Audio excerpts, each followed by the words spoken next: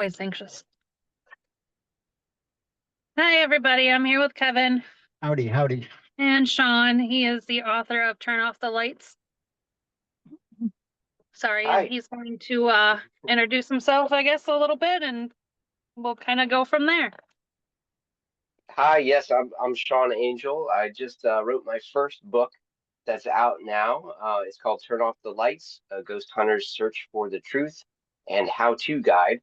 It's a two-part book. The first part is me telling true stories from 7 years of running my own paranormal investigation team. And then the second part is just a how-to guide for how to start your own team or just join a team and how to do that successfully and safely. Nice. And thank you guys so much for having me on. It's a real pleasure. Yeah, absolutely. Thanks for being here with us. Very cool. Very cool. So Yeah, what? I was excited to come on it because I found out that Tiffany is a psychic medium, which I find very interesting. I do discuss in my book a psychic medium that I met and had a few experiences with. Was it I'm not gonna say love at first sight, was it? But did she sense you? Did it like um So how it was it happened like was magical? Let's put it that way. no, I actually sought out I was looking for a psychic medium to maybe assist with my paranormal team because I kept Absolutely. doing these investigations and you know sometimes I would find evidence and sometimes I wouldn't, but I could never come back to the homeowners and tell them why they were experiencing what they were experiencing. So that's where I was like, well, who can help me with that? And I thought, well, I need a psychic medium that can kind of get more information out of this that I can provide to the homeowners that are legitimately concerned.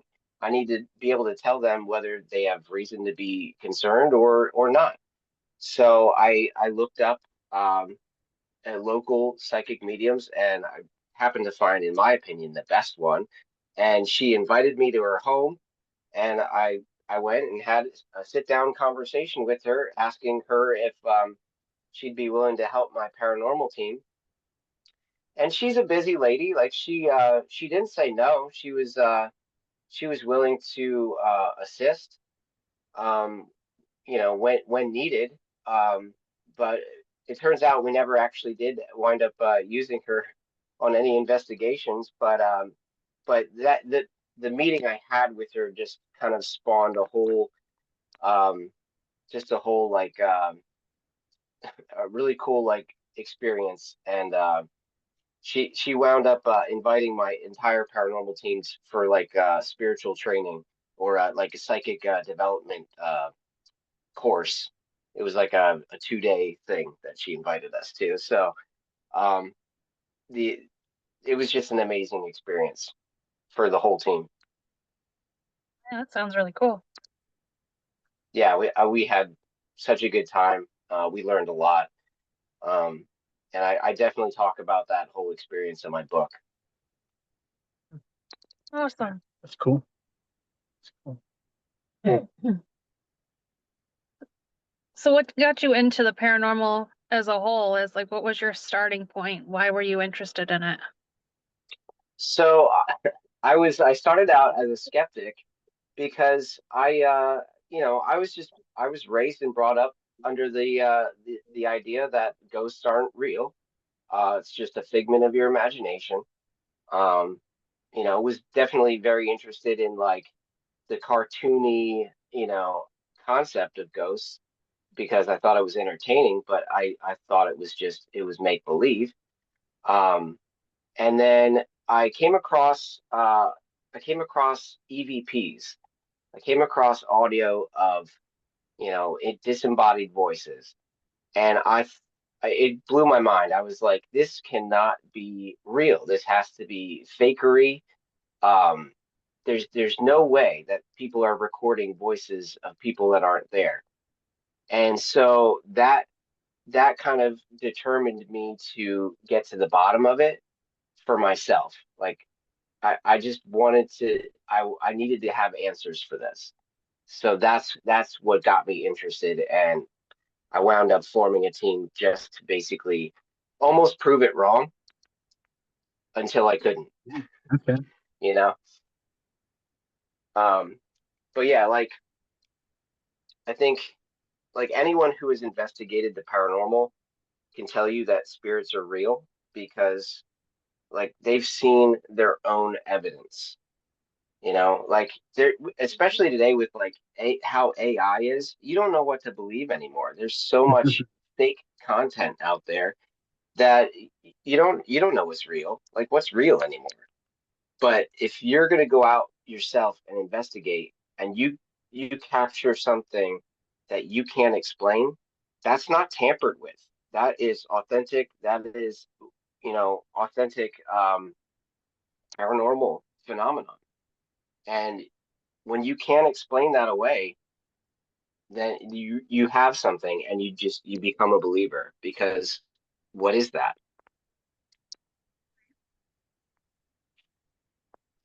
Well, now I'm curious as to what that evidence was that really shifted your skepticism, because I mean that's Absolutely. From a non-believer to a believer, there had to be one remarkable event. Both curious to Yeah, find out what well, that was. I mean, for me, it was several. It started out with simple things. Started out with like during investigations having doors open. Like, I mean, they were closed, and a door was closed and it was latched, and it just opened and swung open completely by itself. No one was there. No one touched it. Um, there was no draft, and we checked. So, things like that. That's how it started. And I was like, okay, maybe there's something to this. And then we started capturing EVPs of our own, one of which is still my favorite, like ever. Like, and I've heard a lot of other people's EVPs. Mine is still my favorite. I call it mine just because it was my team's. Like I didn't capture it, but my team did, and I'm proud of them for that. But yeah, we caught a great EVP. It's undeniable. Um, yeah. What else? Like, we have on YouTube, an obelisk session that we did, that just kind of blew our minds. The responses that we got were so many consecutive responses that were like direct responses to our questions for it to be coincidence. Because normally I wasn't very fond of that device or how it works, but this was just next level, like next level accurate responses. So yeah, and that whole case was amazing. I talk about that case a lot in my book because it was awesome. So yeah, like it all just adds up. It all just adds up to it. It makes you believe because like what other choice do you have? Like it's just too much. There's just too much evidence out there. Do you believe you captured any kind of evidence to actually sway the non-believer? Like you were once a non-believer, but now you believe. Do you think any of your evidence can make somebody believe, basically? Because that's my goal, is to make the non-believers believers. So I know it exists. I Yeah, experienced it many times. My yeah, I will it's a say good is like question. I can't show somebody goosebumps. That's not going to make somebody believe. And the energy you feel That's at, true. at a haunted location, That's and the vibes, and I have this thing called ghost radar, and that goes off, and that's just telling me that there's energy around me. And that's my body's way of like yeah, informing me to kind of be careful. That's like goosebumps, and it's like the hair on your back of your head go off. I mean, the back of your neck go off. That's not real true evidence. I wish it was, but right. you know. So you Yeah, you never really did answer the question earlier about what changed from non-believer to a believer. yeah. Well, it was just definitely like a collection of things. Like I kind of babied baby stepped my way into believing. Um, After seeing everything that I was able to capture in a couple years span.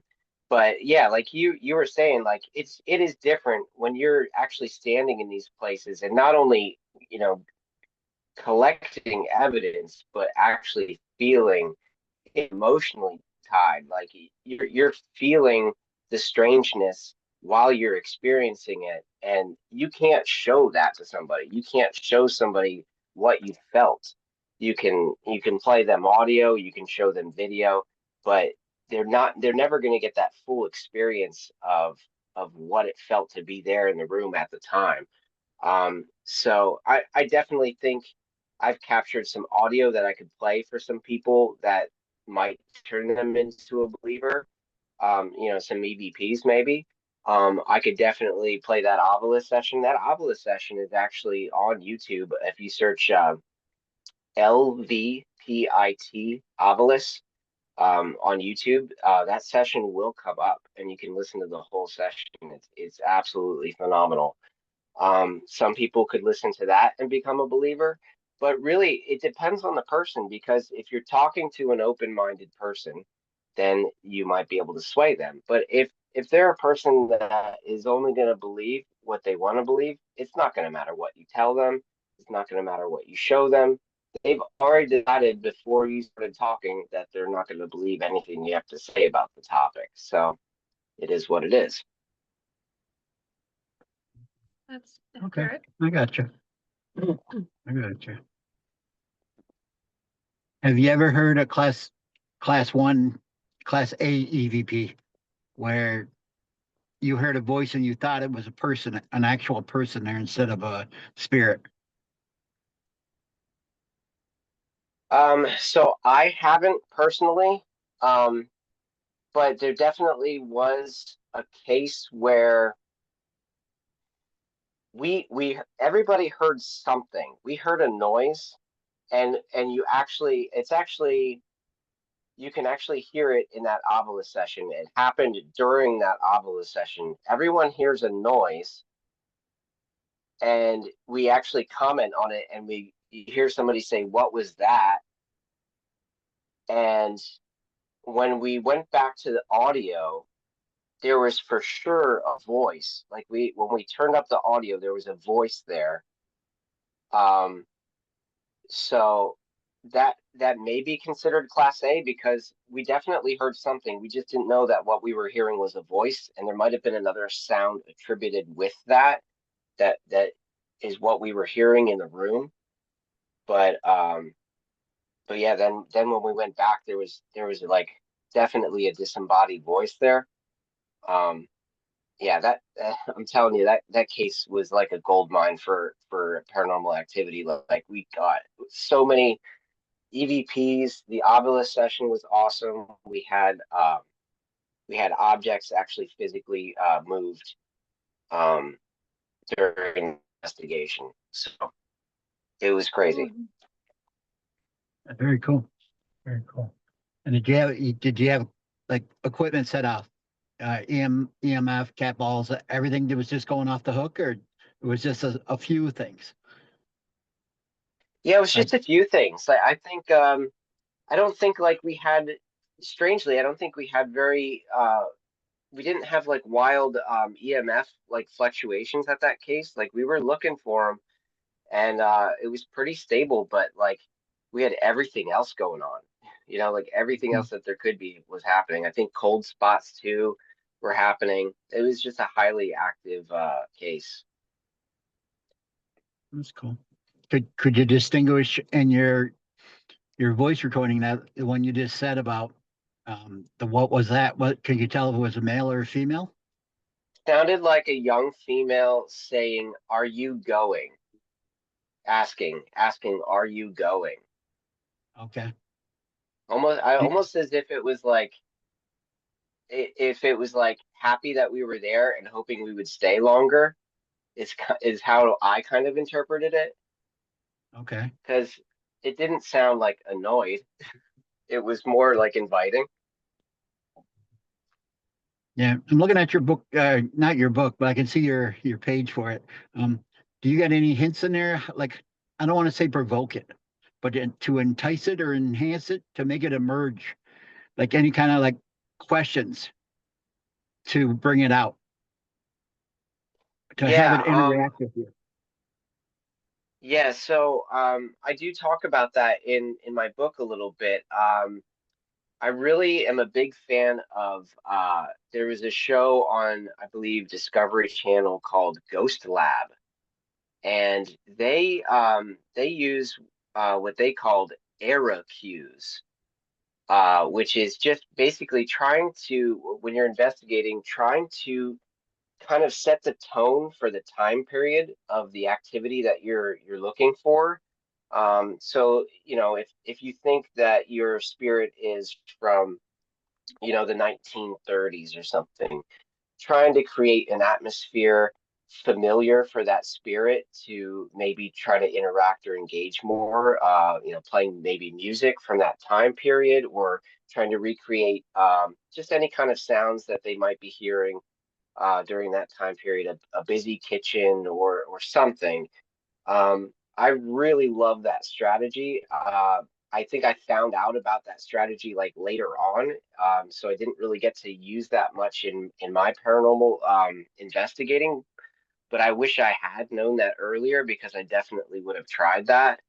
Um, that is definitely something I would do. I was never big on like trying to trying to make a spirit angry to promote an reaction. I just didn't find that to be polite or respectful of the spirit. I always tried to be respectful of whatever spirit I was trying to make contact with. Mhm. Um, so yeah, like I would use provoking just very like gently, very respectfully, just with my words. I would just, asking a lot of questions, um, that sort of thing. I hear you. Tiffany and I kind of do something similar where we introduce ourselves and we kind of we're on their home turf. That's their place. That's their property. That's their sometimes to me I feel like they're trapped there and we Yeah, try to talk to them like we want to be spoken to. So we try to exactly. do utmost respect too. We try to get a dialogue if we Perfect. can.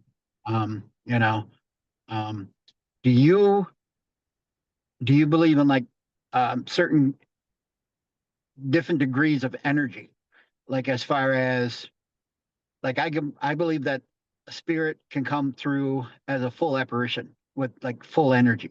It has to build and it has to save it, and it can become a full apparition. And then of course there's shadow people where it's not formed, and then like you got a half figure, like like different degrees of the same spirit. Do you Y- My question for is like my question is, do you guys try to feed it anyway? You know how it steals batteries or energy?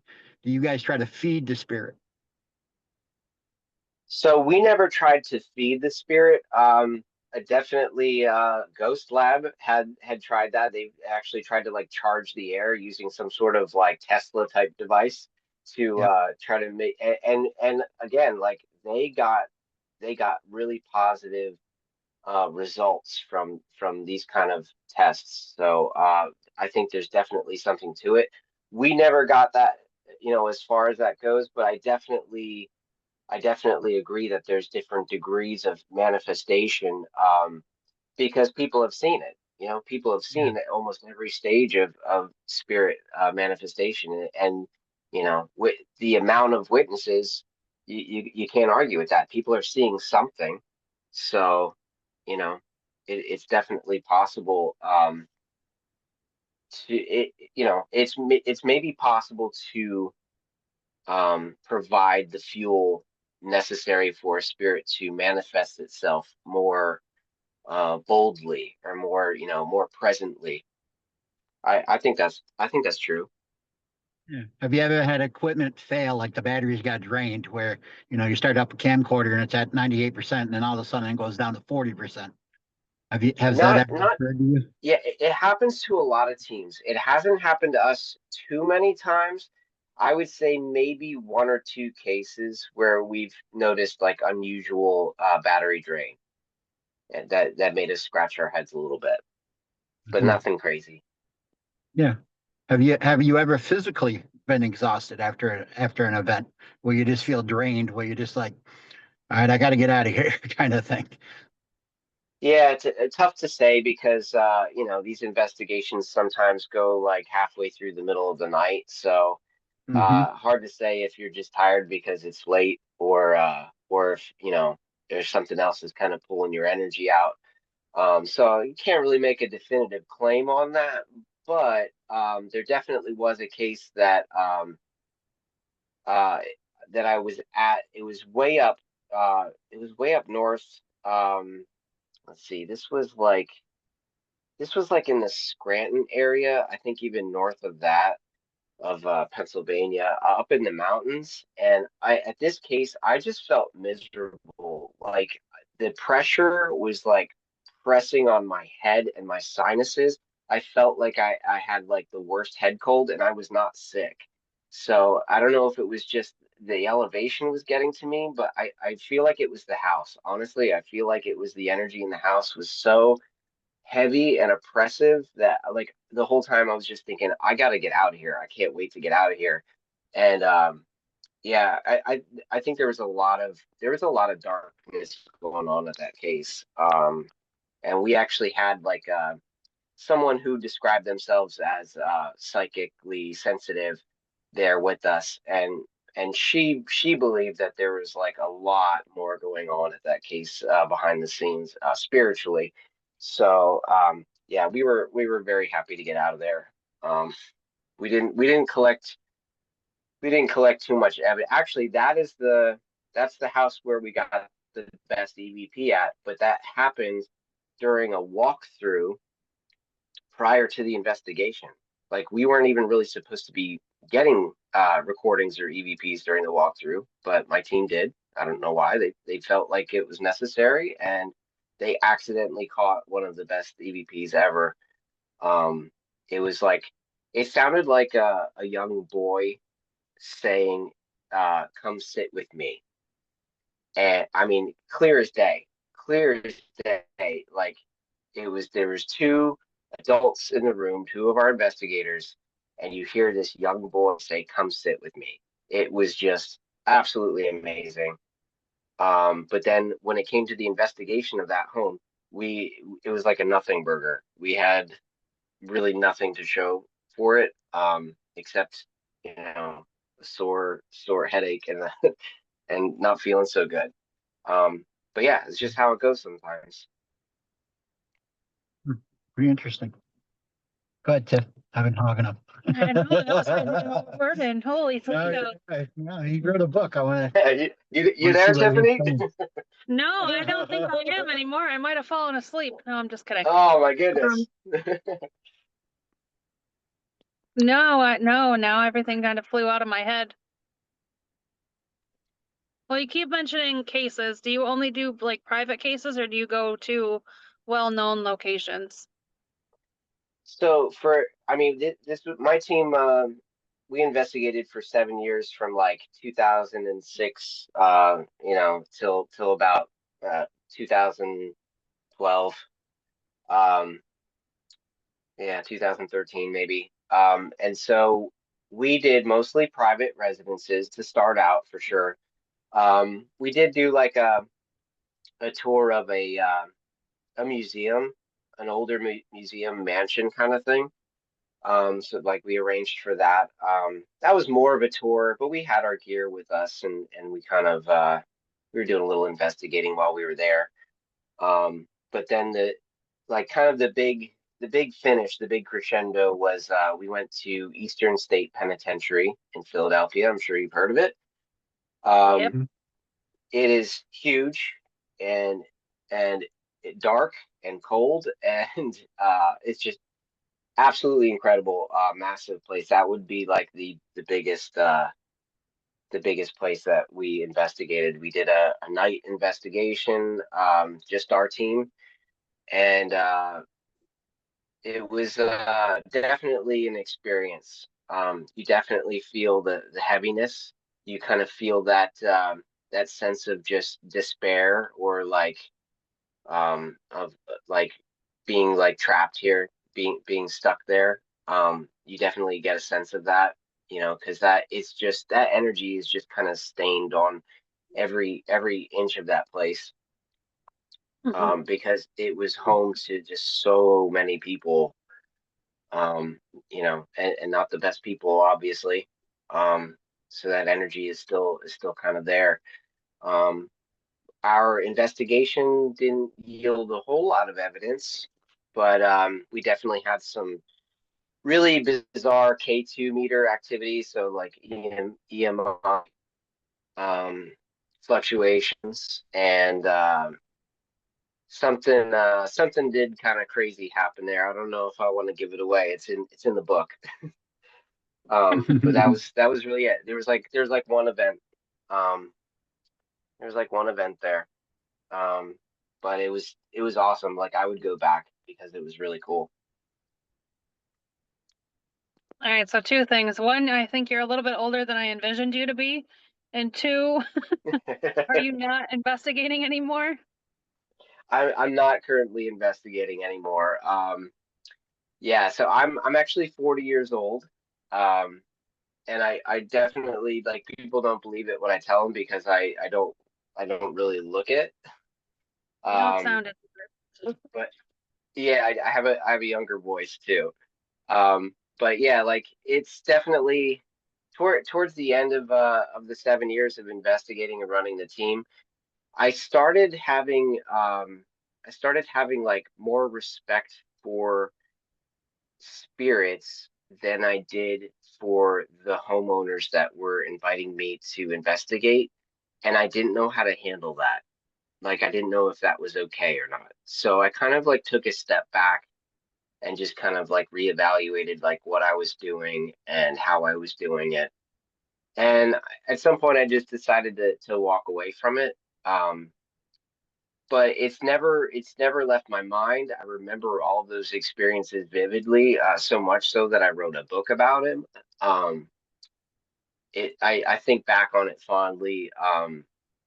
I learned a lot from it, and I did really enjoy it, and I really enjoyed investigating with my team. They were great people. Um, had a really good time with them. Um, and now recently that I've released this book, friends of mine, like even friends that I'm not necessarily extremely close with, are kind of like popping out of the woodwork, like asking about doing investigations and stuff. So like there's definitely still an interest out there in the world, and it's got me thinking, well, maybe I should get back out there and just, if nothing else, to help people like be safe about it and do it properly, because this is one of those things that if you do it wrong, um, you can get yourself in a real jam. Like it's not dangerous, you know? Does that make sense? Oh yeah, 100%. It does. Yeah, so I really emphasize that in my book too, like just how to be safe about it, how to protect yourself and others, and your team, and do these investigations, and try to get results, try to get good results, but number one, just do it safely, because nobody wants to get hurt doing this, or invite something into your life that you never intended to have affecting your life. Yeah, for sure. So you dealt with non-human forms, entities, or I don't want to say the demon word, but you have dealt with evil Well, you presence just did, before. so yeah, I I don't know think how else I to say think it, but no, go ahead and say it. Like that's what it is. Like that's what's out there, you know? Like if you believe in spirits, and if you believe in, angels, which angels are entities, then you have absolutely. to believe in demons, because that's the opposite end of the spectrum there. There's good, Yeah, there's like evil. absolutely. Everything has its opposite. So yeah, like for sure, I think I definitely encountered and or dealt with some dark entities, or demonic forces, and I would say just because of my level of caution with it, like the precautions that we took as a team definitely got us out of those situations safely, which I'm so grateful for, because had we been a different team or we had different rules or done things differently, yeah, we could have gotten ourselves in a real pickle. But we did okay. But it is definitely something to be mindful of, because it's out there, and it's dangerous. Like, there's reason to be cautious about it. Is that the reason why you stopped though? That's not the reason why I stopped. Okay. No, I didn't stop because I was fearful of that. It was more just a respect thing. It was more just I didn't know if this was something I should be doing anymore. Like, yeah, I still don't know. I still don't know if it's like, I don't know. I think by the end of it, I felt like my purpose was met. Like, I set out to figure out what the deal was. I set out to find out, is this real? And I got my answer. And not just that, I found out a lot more about spirits and entities. And like, I just learned so much. And while I do feel like you can never stop learning, I was satisfied. Like, I reached that point where I was like, okay, I can spend my time on other things now, because this does become very time consuming. It really does kind of like pull you in. And Mhm. I was ready to move on. I was just ready for something else. I'm always interested in it. I'm a member of so many paranormal groups online.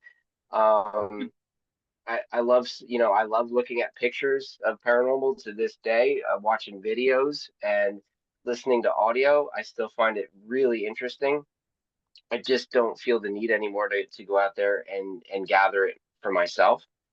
But I do like to be in the position that I can kind of um, give people answers or explanations, answer their questions about how to do things as far as investigating. Do you believe your book answers more questions or does it open up more questions? Yeah, I would say it answers a lot of questions, considering the entire second half is a how-to guide. Very Um, cool. but but you know, definitely leaves the door open for people to have questions themselves. I mean, if anything, the book should inspire people to question the entire concept for themselves, and kind of encourage them to go out and seek their own answers. I try in the book not to give people, I try not to tell people how to think. I try to, just encourage them to be open-minded, to figure things out for themselves responsibly and safely.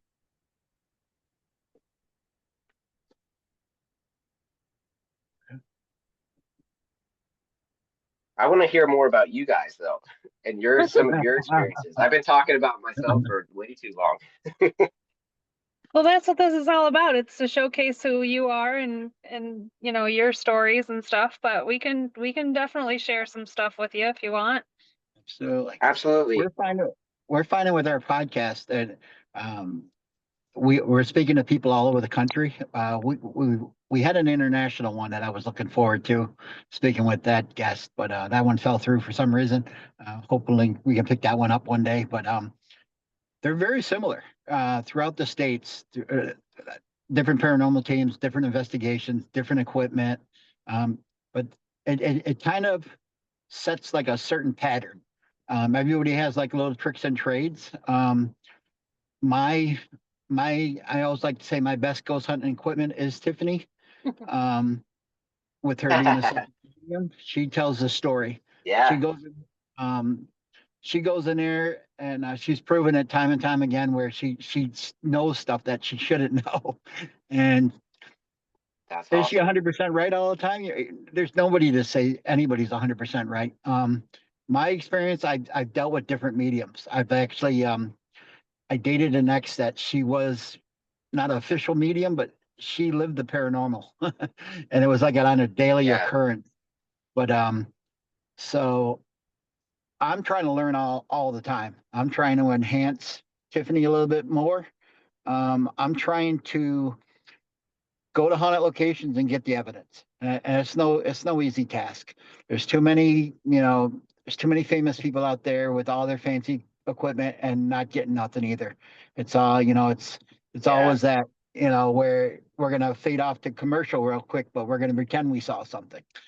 Yeah. Yeah, I'm not, There's a lot of that. there's too many jump scares. There's too many, um, we, her and I personally firsthand, we seen shadow people, um, and we didn't run.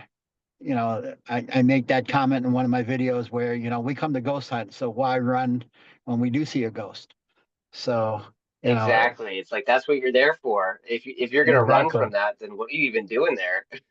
Absolutely. It is scary. Without a doubt, it does put you in fear because you don't know what's going to happen. Yeah. You don't know if it's good, It it's takes it, bad, it's going to attach, if it's going to attach right. to you and follow you home. And um, But that's what I kind of mentioned earlier. it takes a special kind of person though to just stand there and observe, even though they're terrified to some degree, you Absolutely. know? Absolutely. Your brain's screaming, you get in fight or flight mode. And I don't know how many people are Yes, actually going to fight a ghost. But right. I've had How would you even do that? yeah, I've Very had You know? carefully. I've had a You're very good right. friend of mine, and he was a ghost. He was a paranormal person, and this is way when Taps was just first starting out. That was one of the famous ghost hunters on TV. He was starting Yeah. out, and he was with a paranormal team, and he was the tech guy, and he'd have the equipment. We went to a haunted location one time. I investigated a couple times with him. He brought this certain briefcase and he opened it up and he had like the egg crates and he had all this super cool equipment in there.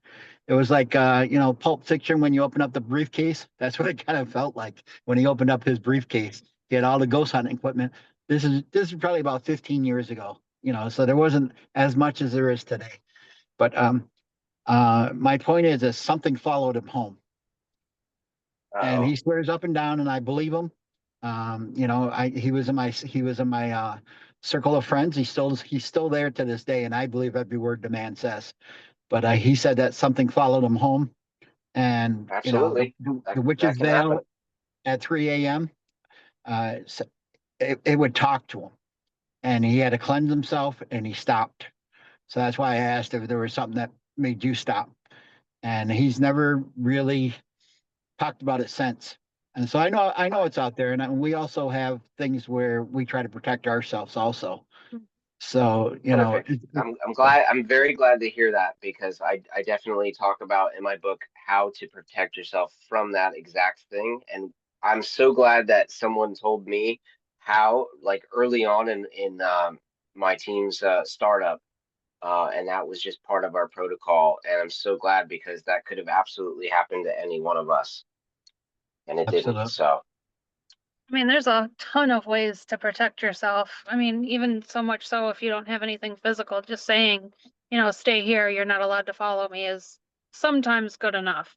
Not saying that's a end all be all definite thing, but no, you're fortunately, right. A lot of times that's all it takes is because all of this is invitation invitation based. uh the spirit world, you will get what you allow, you will get what you invite, if and sometimes people are unknowingly inviting things because they don't know what an invitation is. Sometimes just asking a name is opening a door. That's an invite. You're inviting a connection with a named entity. That's not smart. Like, you have to be real careful with that question of what's your name.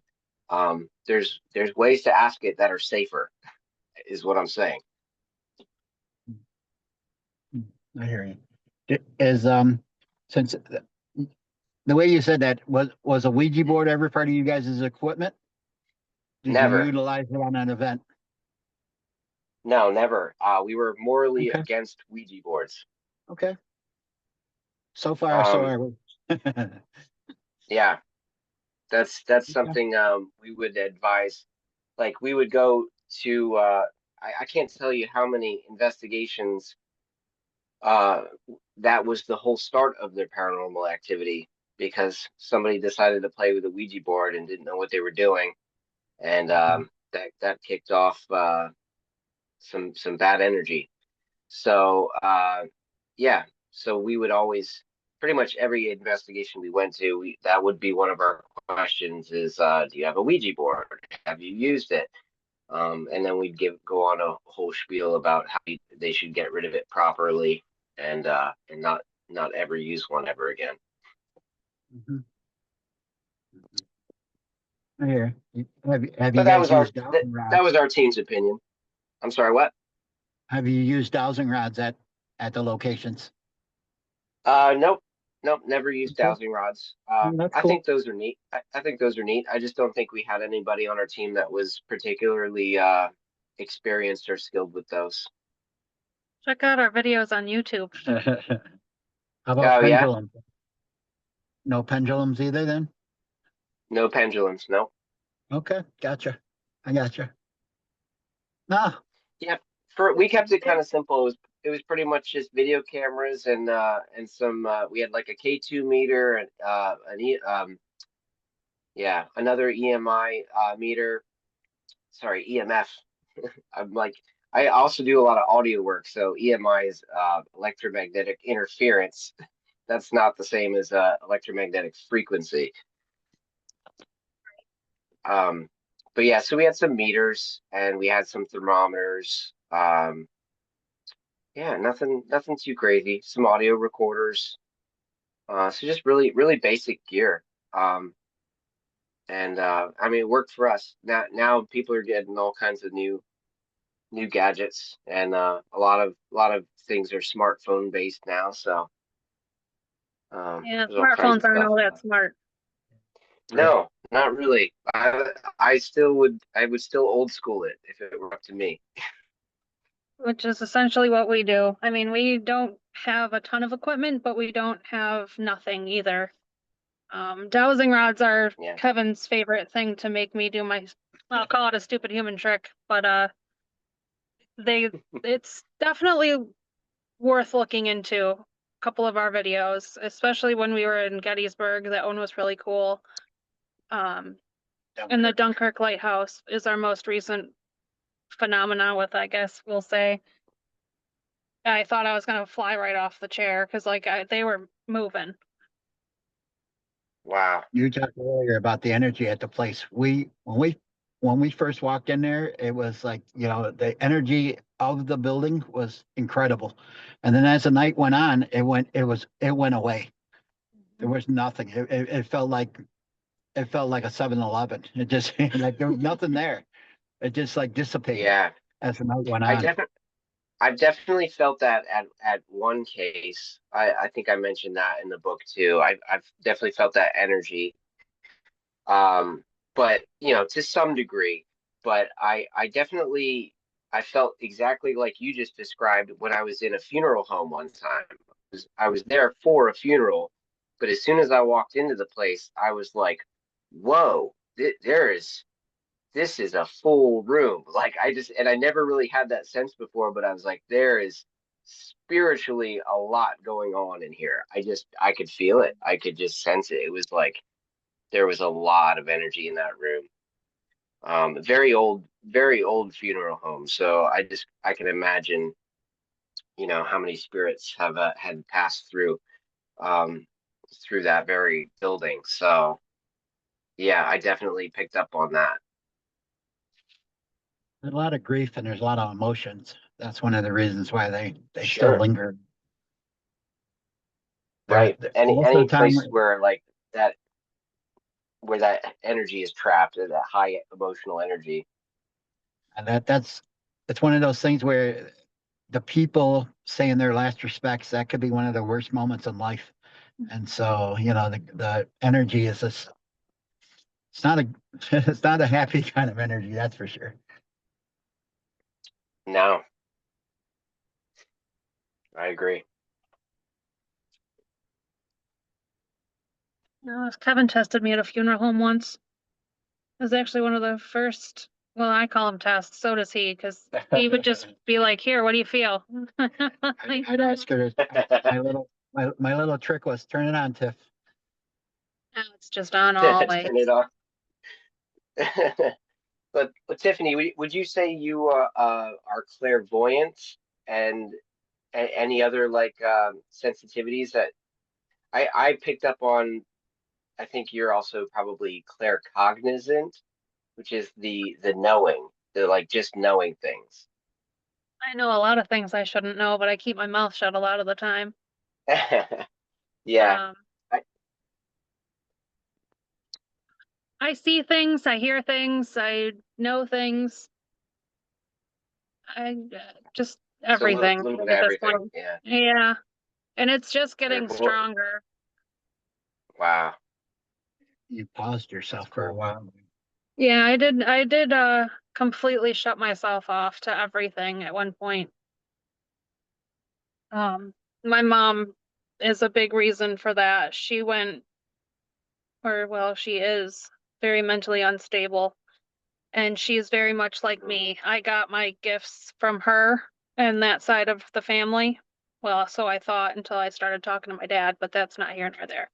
Anyways, so when she went cuckoo bananas, I decided that I was going to just completely shut everything off because I didn't want to go crazy like she was. And I would consider myself at least level-headed. I don't think I'm completely sane, but as anybody. Um, but I definitely am not. She's way too far gone to even communicate with. Like we're no contact at this point because of how bad it got. Mm. I'm sorry to hear that. Oh, don't be. It's Yeah, life. yeah, no, but I can't imagine like, you're experiencing all the emotions and things that, regular people experience, but you have to you're experiencing that amplified because of all of your extra senses that are turned on. So, yeah, Uh, so life is going to be experienced by you a lot harder or a lot more intensely. And, if you don't keep yourself balanced or grounded or whatever you want to call it, it can get maddening. It can get crazy. So, yeah, like if you just, as long as I would just recommend you just keep yourself in a very, healthy routine of grounding and, whatever you need to do to just keep yourself, calm and feeling, normal for you, normal for you. Um, like I said, it, for me. right, normal for you is where you want to be, and it takes work, it takes daily work and practice to stay there, but that's you know that's going to be what's healthiest for you. And then you're not going to have to worry about, well, are my abilities going to make me, are they going to make me go crazy? Like, well, no, because I know that if I do these things every day, um it'll never get to be like that. I'll just, I know what to do, and I'm just going to do that, and I'll be good. Yeah, for sure. I mean, I'm not a super young one either, but I'm not, you know, I'm in my 30s, so I mean, it's not like I haven't experienced life. I understand, that I have to do for myself and I can't pour from an empty cup. So Right. I've definitely grasped that I'm nowhere near my mother. I finally accepted that I'm never going to be. Uh, I have empathy, I have human emotion.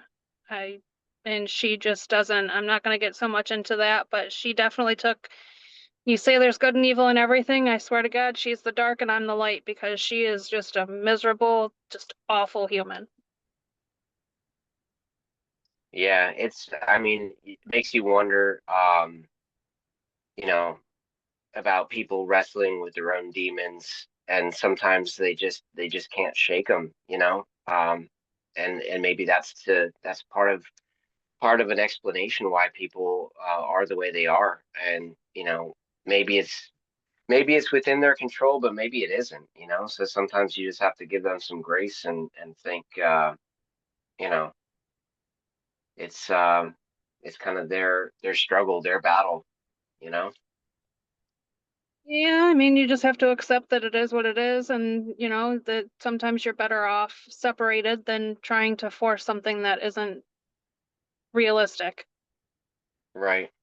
It is interesting though that you were able to like kind of turn off your abilities, because not everybody is able to do that. Like they just feel like they're stuck in that nonstop, you know, like they're like an outlet or something. Um, so you were probably able to give yourself the break that you needed at that time to process, you know? Well, I definitely needed it, but yeah, no, it takes a lot of practice, a lot of self-control, and a lot of boundaries to be able to turn it off. And fortunately, I learned that on my own because I didn't really have the guidance that I did. And now I've really done the research and I've really tried to emphasize the abilities that I already have. And Kevin's a big part of that. I mean, taking me to random places is definitely one way to utilize my abilities and see where I'm at. Um, I mean, I see things in my own house all the time. Like I posted something on Facebook on our TNK page literally just a few days ago. I got a spirit box and I was so freaking excited. I couldn't wait. I had to use it like as soon as I got it working. And me being me, I said, does anybody want to communicate with me? Which I know my house has spirits. I'm not naive to that. I see them, I've communicated with them, I tell them to stop all of the time. Well, I said, Sure. does anybody want to communicate? And it said spirits. And I was like, okay, that's enough spirit box for me today. And I put it away. Well, I posted that on Facebook and everybody lost their damn mind. I'm like, I'm not new to this. I know what I'm doing. Like, I know that they're there. Whether they wanted to communicate or not was a whole different level. Yeah. My I'm biggest so fear not is, a, I'm go ahead, sorry, what's John. that? I was just gonna say I'm so not a fan of spirit boxes. But I also understand how incredibly hypocritical that sounds coming from the guy that talks about a novelist session, which is almost the same thing. But um, but yeah, like I don't know. I don't know what to think, because it's like scanning radio stations that has words and content popping out. So it's like I don't know. I just don't know I don't know how much of that is coincidence and how much of that is legitimate. I've always been just more skeptical of spirit boxes, but I do think they're kind of cool. Like I think people really do enjoy using them, and I'm happy for them. But I'm just not one of those people. A spirit box is the one that stops on the radio stations, right? It Yeah, it that's the one just that, kind of scan. It just right. It Yep. just scans through the frequencies, and you know, you'll hear and a you word or two pop through. and you believe the resident ghost And can go to the radio station and control what words coming through, and they can stop it. No, he's saying he's skeptical of that. Oh, okay, good. Me too. that's what. Yeah, right. Yeah, I'm skeptical of that. I think it's just, you know, there's random words that are popping through from the radio waves, and Absolutely. you know, if you're looking, if you want that word to correlate with your question, you're gonna make it. It's like what's that called? It's like matrixing or pareidolia. It's kind of like when you see a face in scrambled whatever you're looking at. It's like the audio version of that is what I think. Might But have a you black know, box if full of you're evidence. getting if my whole thing is consistency with paranormal evidence. If you're getting 6 or 7 correlating responses from a spirit box, now I think you're onto something. Now I think maybe you're connecting with something, because how do you explain 6 or 7 direct seemingly direct responses to your questioning, with words popping through. That's consistency. Um, then I think that's something that's a lot harder to explain. Gotcha. No, I agree with you. I mean, spirit boxes are hit or miss, and I will give you that. But if you're paying attention to what's actually coming through, put mine on such a high scan frequency that most words are so jumbled and mumbled that I can't understand what they're saying anyway. So when it comes through Yeah, clear, there's a significant difference in sound in that. yeah, I hear what you're saying. Yeah, you're almost like putting it in a phonetic mode, which is like that's more of an obelisk thing, but yeah, like you're creating the environment where it's more rare for a word to pop through. So when it does, you're able to kind of scrutinize that word a little more closely. Which is a cool strategy. Actually, that's what I would do. Great minds think alike, I guess. Yeah, absolutely.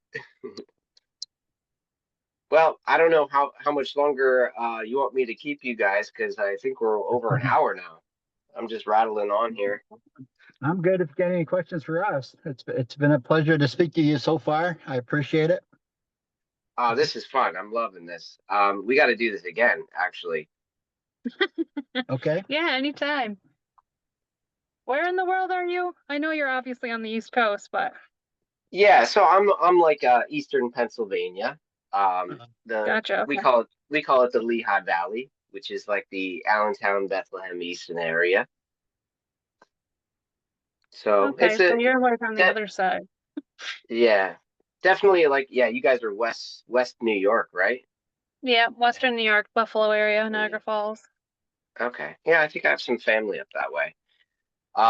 Yeah, our this area is definitely like an older area. There's some real historic buildings and it's a good place to have a paranormal team. I definitely better a little further out west where like the battlefields are for I would definitely checked out Gettysburg. I know you mentioned Gettysburg. That's a great place. Well, if you're ever getting that itch, we are kind of starting to do like our own little events where we go to places and, this first one that we're doing, we're going to provide pizza and stuff for everybody. It's just a small little thing, and I created goodie bags because that's just who I am. It's the mom and me, I guess. But Well, cool. Yeah, you had me at pizza, so Cool. Um, we could close with I'm going to ask you if you don't mind. Just tell us one of your favorite ghost stories that actually occurred to you. Maybe not on an investigation, but you're free to pick any one of them. You probably have many of them, but give me one that stands out in your mind. oh, okay. All right. Let me think here.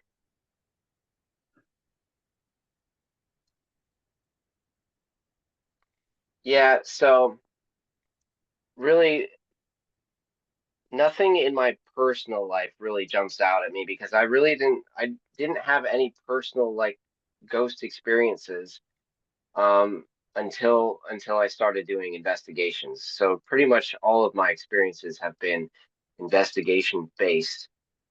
Um yeah, I guess this will be a little bit of a spoiler alert. If everybody's got to go, they got to go listen to that obelisk session. I'm telling you, you'll be blown away.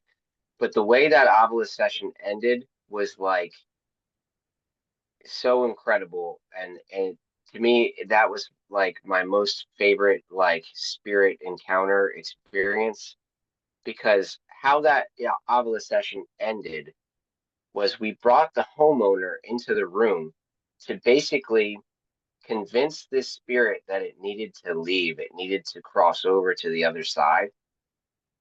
And so the homeowner came in and spoke directly to the spirit and said, "You need to leave and leave now." And the next response on the obelisk box was leaving. and we all just said, wow, like we got instant goosebumps.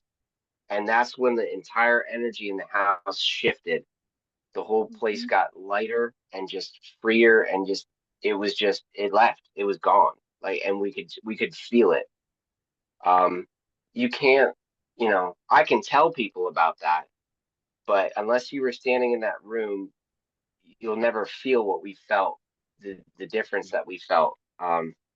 It's indescribable. That's really cool, That's a actually. good story. Very good. Mhm. Yeah, that's really neat. I'm definitely gonna check it out. And where's your book? Where can we find it? Yeah, so the book is on Amazon.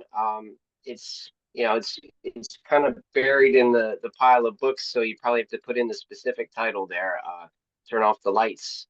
A Ghost Hunter's Search for the Truth and How to Guide, by Sean Angel. That's me. So yeah, it's available on Amazon for paperback, or you can download the digital version for your Kindle or whatever. And I'm hoping to one day create this as an audiobook, read Very by cool. me. Yeah, very cool. Ah, that'd be cool. You definitely have a sophisticated voice, so that I think it would work out for you. You articulate pretty good. Oh, thanks. Yeah, I have a past in acting and degree in radio, so I would hope I know how to talk. Yeah, that Um, explains a whole lot. yeah, but And yeah, how do I we, thank you guys so much for having me on. okay, just a quick way to get to for our listeners to Google your obelisk that you heard where it says leaving. That would be awesome to hear. And you Yeah, said that's online? that is online. Yep, you just go on YouTube and then just search LVPIT obelisk. Okay. And or obelisk session, and it should be like the first or second video that pops up. It just looks like a gray screen, like a gray picture of a candle, a wrought iron like candles holder or something. We just had like a video camera setting on the floor of a candle holder. That's why that's all you see, but you can hear all of the audio of that whole session, and Okay, cool. it's amazing. Definitely worth your time. Yeah, I love stuff like that. That's my homework for tonight. So, Perfect. Yeah. Sleep well. Sweet dreams all after that. right, man. You too. I appreciate that. Yeah. Well, thank Thanks. you very, very much. Thank you guys so much. It's great All talking to you. righty. All You right. as well.